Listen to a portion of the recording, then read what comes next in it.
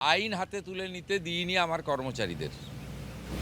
গত লোকসভা নির্বাচনের সময় আমার কোলাঘাটে যে রেন্টাল অফিস রয়েছে সেখানে ওই জেলার তদানীন্তন অ্যাডিশনাল এসপি কুনাল আগরওয়ালের নেতৃত্বে,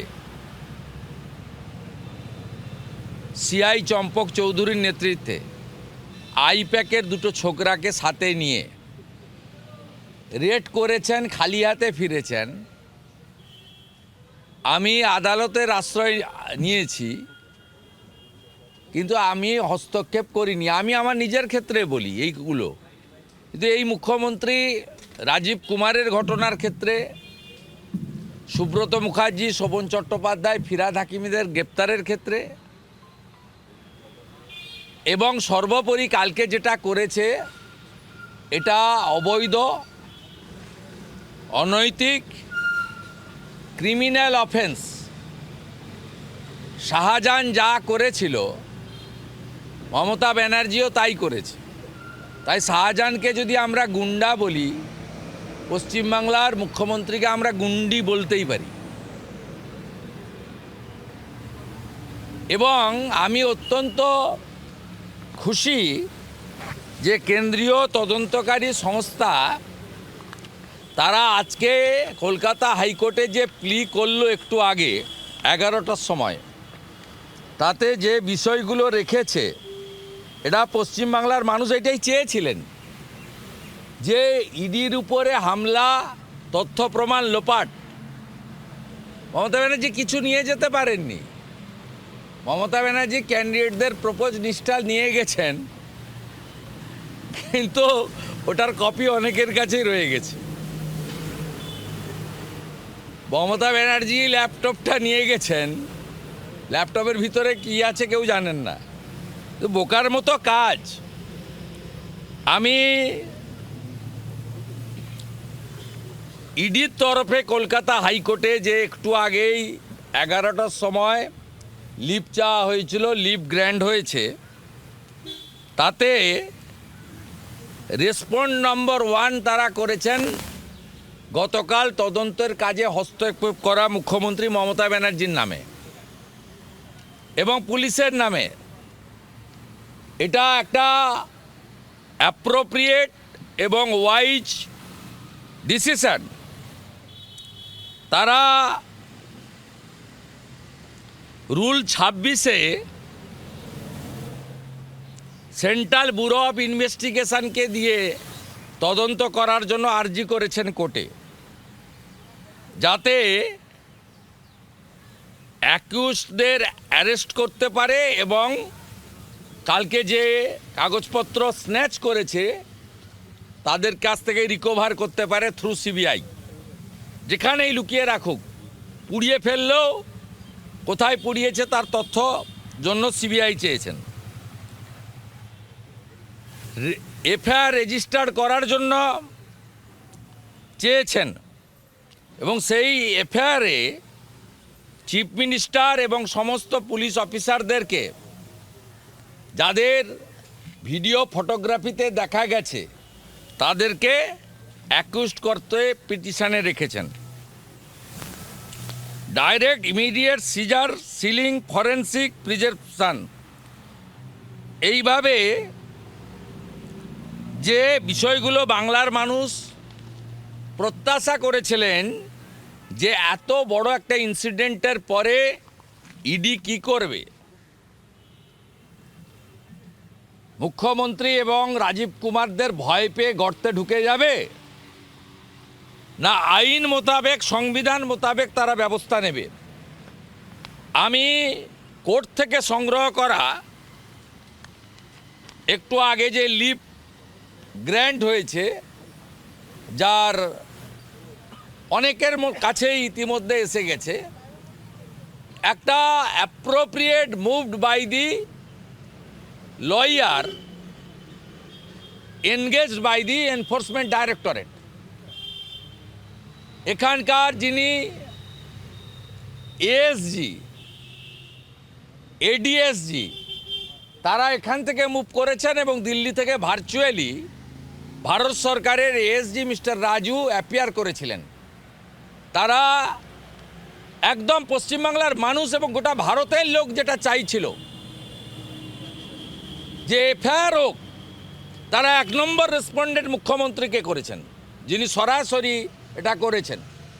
আইপিএসদের করেছেন, সিবিআইকে ট্রান্সফার করতে বলেছেন। বাকিটা 2:30টার সময় কোর্ট দুপক্ষের কথা শুনে তারা করবে। কিন্তু আমি অ্যাজ এ কমন সিটিজেন এবং এই রাজ্যের একজন এমএলএ হিসেবে, এ তো তথ্য প্রমাণের কিছু নেই, সব কিছু পাবলিক ডোমেনে হয়েছে, চোখের সামনে হয়েছে। পশ্চিমবাংলার মানুষ কঠিন এবং কঠোর ব্যবস্থা চায়, বর্ণ ধর্ম দলমত নির্বিশেষে, এটাই আমার মনে হয়েছে। এবং তারা খুব চিন্তিত ছিলেন যে এর আউটকাম কি হবে। আউটকাম ইডির কাছে যা প্রত্যাশা করেছিলেন, ভারত সরকারের কাছে যা প্রত্যাশা করেছিলেন, কোর্টের যে পিটিশন তার থেকেও বেশি তারা ব্যবস্থা বা আবেদনে রেখেছেন। আবেদনে কতটা গ্রহণ করবেন, কতটা রিজেক্ট করবেন বা আদৌ গ্রহণ করবেন কি না, এটা তো আমার বলা ঠিক হবে না।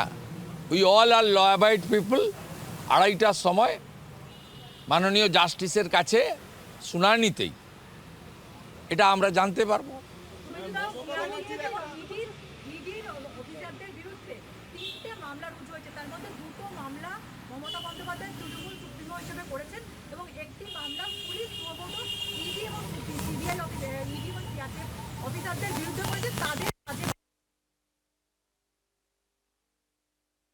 কে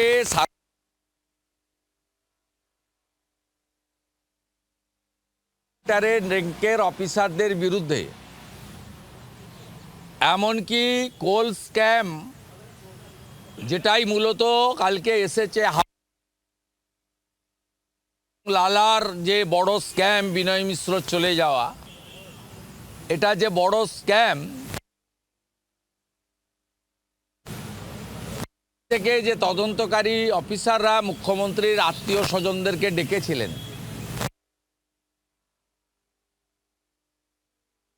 সমস্ত মর্গেজ হয়েছে, সেক্ষেত্রেও তাদের বিরুদ্ধে কালীঘাট থানায়, ভবানীপুর থানায় এর আগে অনেক এফআইআর করেছেন। এরকম নজির পশ্চিমবাংলায় এই মুখ্যমন্ত্রীর রাজত্বে অন্তত 100টি রয়েছে।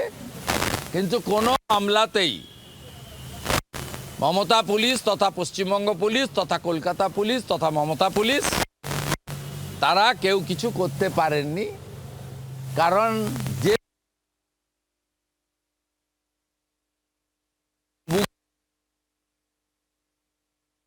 এবং সুপ্রিম কোর্টের যে ডাইরেক্টগুলো রয়েছে, তাই বিগত দিনের মতো এই তৃতীয় হবে বলে আমার বিশ্বাস। এই মামলার কোনো বেসিস নেই। সরকারি দল, সরকারি তন্ত্রকে ব্যবহার করে দলদাস, কলকাতা পুলিশের নগরপাল মনোজ বর্মা এসব মামলা করেছেন মুখ্যমন্ত্রীর গুডবুকে থাকার জন্য। কিন্তু এই মামলার আলটিমেটলি রেজাল্ট কি হবে, বিগত দিনের মতোই এর পরিণতি হবে বলে আমি মনে করি। মতো ব্যক্তিদেরকে উদ্ধার করতে মমতা বন্দ্যোপাধ্যায় বাড়িতে চলে যান, কিন্তু অন্যান্য তৃণমূল কংগ্রেসের যারা নেতৃত্বরা রয়েছে তাদের বাড়িতে ইডি সিবিআই গেলে তাদের কিন্তু একদম বাড়িতে যাওয়ার কোনো চিনি নেই, ফোন করেও খবর নেন না। তাপস রায়েরও এই একই অভিযোগ ছিল। এইটাকে কিভাবে দেখছেন? মানে তেজপাত হিসেবে ব্যবহার করা হচ্ছে? মন্ত্রী যে সবসময়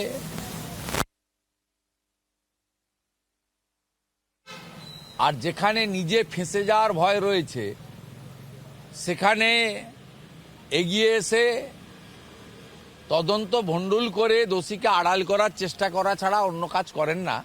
এটা গত 15 বছরে বারে বারে প্রমাণিত হয়েছে। তাই যে তৃণমূল কংগ্রেস নেতারা রাজীব কুমার বা প্রতীক জৈনের মতো মমতা ব্যানার্জির সাহচর্য থেকে বঞ্চিত হয়েছেন, তারাই এর উত্তর দিতে পারবে। পার্থ চ্যাটার্জি দিতে পারবেন, জ্যোতিপ্রিয় মল্লিক দিতে পারবেন, অনুব্রত মণ্ডল দিতে পারবেন মানিক ভট্টাচার্য, দিতে পারবেন জেলে থাকা জীবনকৃষ্ণ সাহারা। আমি এর উত্তর দিতে অপারগ। কেন্দ্রীয় স্বরাষ্ট্রমন্ত্রীর অফিসের বাইরে আজকে সকালবেলা চ্যাংদোলা করে তো যাবেই, ওটা তো 163 এলাকা, ওখানে 5-এর বেশি জমায়েত নিষিদ্ধ। তবু তো ভদ্রভাবে নিয়ে গেছেন। আমি তো ভবানী ভবনে ঢুকেছি, রাজীব কুমার থেকেও দেখা করেননি। এখানে কি করেন এরা? এখানে চাকরি প্রার্থীদের সঙ্গে কি করেন? এখানে অভয়ার মায়ের সঙ্গে তার মেয়ের ন্যায্য বিচার চাওয়ার আন্দোলনে কি করেছিলেন? তো ওরা তো খুব ভদ্রভাবেই দেখলাম যে ধরে টরে নিয়ে গেল, গিয়ে এখন চাটা খাওয়াচ্ছে, কফি খাওয়াচ্ছে, হয়তো প্রচণ্ড ঠান্ডা, দিল্লি তো আরও বেশি ঠান্ডা। গতকাল আমরা যে ছবিটা দেখেছি তাতে দেখা গেছে যে একের পর এক অফিসার তারা ফাইল নিয়ে বেরিয়ে আসছেন ভেতর থেকে, অসংখ্য ফাইল। ইডি কি এখানে বাধা দিতে পারতো না? কারণ তাদের কাছে সেন্ট্রাল ফোর্স ছিল এবং বাধা দিলে ইডির লোকরা আক্রান্ত হতো, এবং মমতা ব্যানার্জি তার পার্সোনাল সিকিউরিটিদেরকে এবং কলকাতা পুলিশ, বিধাননগর পুলিশকে মিসইউজ করেছেন। পুলিশগুলো অধিকাংশ ইউনিফর্মে ছিল না, ব্যাচ ছিল না, তারা ভার্বাল ইনস্ট্রাকশানে, রাজীব কুমার মুকেশ কুমারের ইনস্ট্রাকশানে এটা করেছেন। কারণ রাজীব কুমারও সারদা মামলায় অভিযুক্ত, আর মুকেশ কুমারও ক্যাটেল কেসে অভিযুক্ত, মুর্শিদাবাদে ক্যাটেল কেসে তিনি অভিযুক্ত। তারা ভার্বাল ইনস্ট্রাকশন দিয়ে করছে। এটা ওয়ান টাইপ অফ গুন্ডামি, এটা ওয়ান টাইপ অফ গুন্ডামি। আর পুলিশের কাজের মধ্যে এগুলো পড়ে না। পুলিশ বিএনএস এর যে সেকশন বা ইডি সিবিআই সহ ইনভেস্টিগেটিং এজেন্সিকে ভারত সরকার, ভারতের পার্লামেন্ট যে পাওয়ার দিয়ে গেছে, সেই জায়গা থেকে ভায়োলেশন করেছেন। বাধা যদি তারা দিত তাহলে সন্দেশখালির মতো কালকে অনেককে রক্তাক্ত হয়ে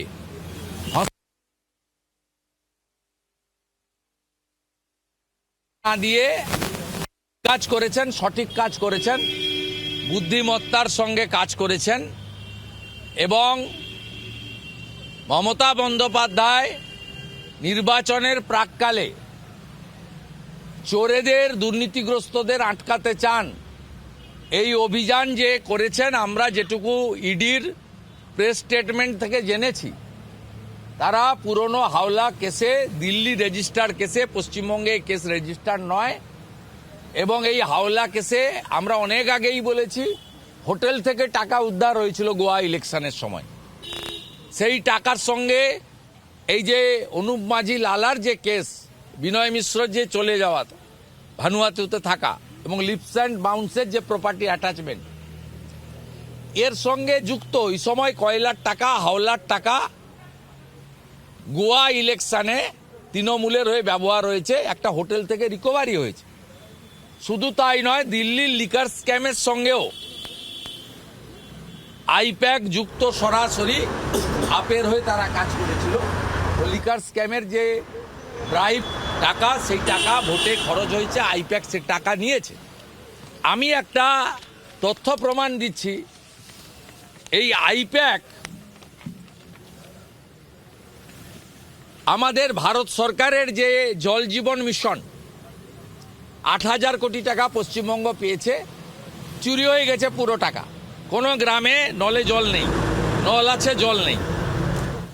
এই টাকাতে 2021 সালে কাকদ্বীপের এক্সিস ব্যাংক,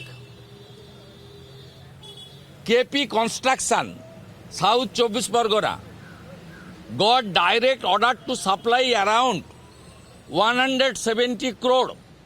তারা 178 কোটি টাকা বরাত পেয়েছিলেন জনস্বাস্থ্য কারিগরি ইঞ্জিনিয়ারিং দপ্তর, পিএইচই থেকে, কেন্দ্রীয় সরকারের স্কিম জল জীবন মিশনে। তারা 16 কোটি টাকা 2021-এ অ্যাসেম্বলি ইলেকশনের সময় আইপ্যাকের অ্যাকাউন্টে ট্রান্সফার করেছে।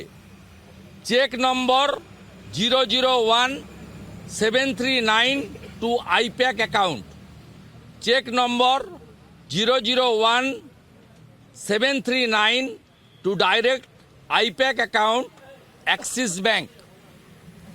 কেপি কনস্ট্রাকশন যারা 178 কোটি টাকার বরাত পেয়েছিলেন, তারা 16 কোটি টাকা দিয়েছে। ব্যথাটা কোথায় বুঝেছেন মাননীয় মুখ্যমন্ত্রীর? যন্ত্রণাটা কোথায় বুঝেছেন?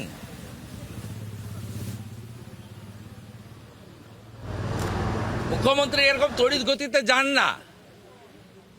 কলকাতায় বাঁধ ভাঙা বৃষ্টিতে লক্ষ্মী পুজোর আগের দিন ভেসে গিয়ে 12 জন মারা গেছিলেন, মুখ্যমন্ত্রী বাড়ি থেকে বেরোননি। উত্তরবঙ্গে মেঘ ভাঙা বৃষ্টিতে 50 জনের কাছাকাছি মারা গেছিলেন, মুখ্যমন্ত্রী টার্নিভাল করে 2 দিন পরে গেছিলেন, 72 ঘন্টা পরে গেছিলেন, নাচানাচি সব কিছু করে। কিন্তু এমন যন্ত্রণা, আইপ্যাক বুঝেছেন তো, 16 কোটি টাকা পিএইচির ঠিকাদার কেপি কনস্ট্রাকশন দিয়েছে, চেক নাম্বার বলে গেলাম। আর কি চান ডকুমেন্ট? এরপরেও বলবেন? এরপরেও আজকে মুখ্যমন্ত্রীর মিছিল হবে চোরেদের পক্ষে। আমি জনগণকে বলবো, চারিদিকে আওয়াজ তুলুন, পতাকা নিয়ে নিলে পতাকা ছেড়ে জনগণ আওয়াজ তুলুন। বিরোধী দলনেতার ডাক, চোরেদের এনার্জি মমতা ব্যানার্জি। রাজ্যপাল যে সরকারি কর্মীকে কাজে বাধা দেন এটা ক্রিমিনাল অফেন্স। যদি কেউ কোনো সাংবিধানিক অথরিটির কাউকে বাধা দেন তাহলে তার পদে থাকার কোনো অধিকার নেই। কোনো ব্যক্তি যত উঁচু পদেই থাকুন না কেন তিনি তার দায়িত্ব পালনে দায়বদ্ধ, কেউ আইনের ঊর্ধ্বে নয়। কোথাও কি রাজ্যপাল ইঙ্গিত? না, রাজ্যপাল মহোদয় সাংবিধানিক প্রধান হিসেবে বলেছেন। তিনি বাংলাতে একটা সুন্দর কথা মধ্যমগ্রামে বলেছেন, বিনাশকালে বিপরীত বুদ্ধি। এর মধ্য দিয়ে তিনি highly educated person, constitutional head, তিনি এর বাইরে কিছু বলতে পারেন না। যেহেতু গতকাল বিকালেই হাইকোর্ট টেক আপ করে নিয়েছে, আজকে সকালে ইডিও পিটিশন করে তারাও লিভ গ্র্যান্ট হয়ে গেছে। স্বাভাবিকভাবে ম্যাটার সাবজুডিস, উনার লিমিটেশন আছে। আমরা পলিটিক্যাল লোক, আমাদের অনেক সময় লিমিটেশন থাকে না। কিন্তু আমি ল অ্যাবাইড পিপল হিসেবে জুডিশিয়ারির উপর হায়েস্ট রিগার্ডস রয়েছে, কনফিডেন্স রয়েছে। এবং আমি যেটা আশা করেছিলাম, এত বড় ঘটনার পরে আমাকে প্রচুর লোক বলেছে এটাতে থেমে গেল, এরকমই কি চলবে? রাজীব কুমারের মতো কি এটাও ঘটবে? এটাও কি অধরা থেকে যাবে? এটারও কি বিচার হবে না? কিন্তু ইডি যে পিটিশন ফাইল যা চেয়েছে, এবং 1 নম্বর রেসপন্ডেন্ট রাজ্যের মুখ্যমন্ত্রী, এরপরে তো আমার মানুষের আস্থা শতগুণ বেড়ে গেল। বাকিটা তো we all are waiting for the verdict coming from the court. We all are waiting for it. গতকালের ঘটনা রাজা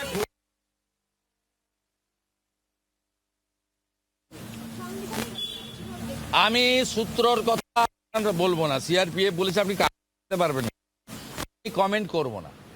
প্রত্যেকটা সংস্থা নিজস্ব নীতিতে চলে। আমি কোর্টে যা হয়েছে সকালবেলা লিভ গ্র্যান্ট করতে গিয়ে ওরা যা আমি করব। Common citizen of the West Bengal, we all are happy যে মানুষ যা চেয়েছিল কালকে